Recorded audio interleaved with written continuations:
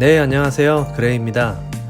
오늘은 애니멀 플로우를 처음 접하신 분들이 자주 질문을 주시는 내용을 답하는 영상입니다. 초보자분들도 이해할 수 있도록 쉽게 표현하도록 노력해봤는데 혹시 궁금한 점 있다면 댓글 달아주세요. 첫 번째로, 발가락이 아파요? 괜찮은가요? 현대인들은 하루의 대부분의 시간을 신발을 신고 생활합니다. 결국은 발가락 관절 연부 조직이 짧아지며 고유수용체조차 그 상태에 적응합니다. 쉬운 말로 퇴화하는 것입니다. 흔히 주변에서 쉽게 볼 수 있는 사례가 무지외반증이 있겠네요.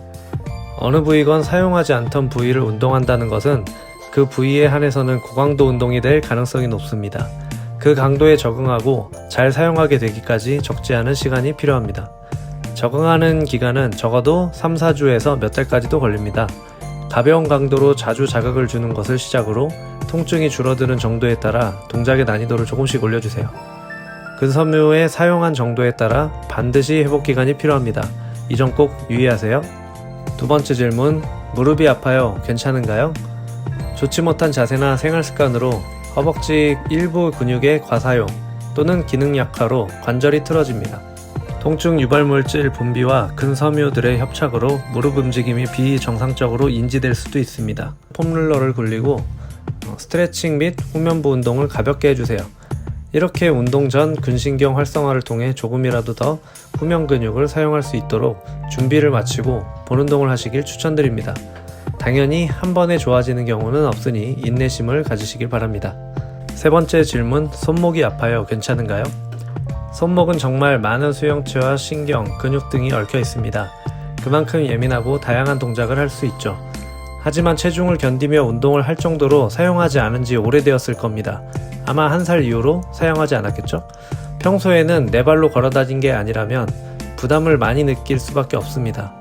그리고 잘못된 생활습관, 근육의 기능 부전, 관절이 틀어져 있거나 통증 유발 물질이 마구 분비되고 있을 수도 있습니다. 스트레칭과 재활 운동, 그리고 하중에 대한 적응 기간이 필요합니다. 당연히 약한 만큼 수준을 올리는데 시간이 더 필요하겠죠? 조급해하지 마시고 천천히 올리시길 바랍니다. 요약 정리입니다. 발가락이 아파요? 라는 질문에는 안 쓰다 써서 아픈 거니 천천히 아프지 않은 선에서 적응한 후 운동 강도를 올리세요.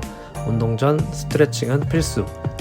두 번째, 무릎이 아파요? 라는 질문에는 병원에서 무릎에 심한 손상 판정을 받으신 게 아니라면 근육 문제일 가능성이 큽니다. 과활성화된 근육을 진정시키고 약화된 근육을 동적 스트레칭과 가벼운 운동으로 활성화시켜주세요. 세 번째, 손목이 아파요. 현대인에게 손목은 몸무게를 받치기에는 너무 약하고 뻣뻣합니다. 충분한 기간 동안 천천히 스트레칭과 재활 운동을 해주세요. 마지막으로, 아픈 게 나아지지 않거나 너무 심한 통증이 느껴져 운동을 할 수가 없다면 당연히 병원에 가셔야 합니다. 가장 좋은 건 아프기 전에 방지하는 것입니다.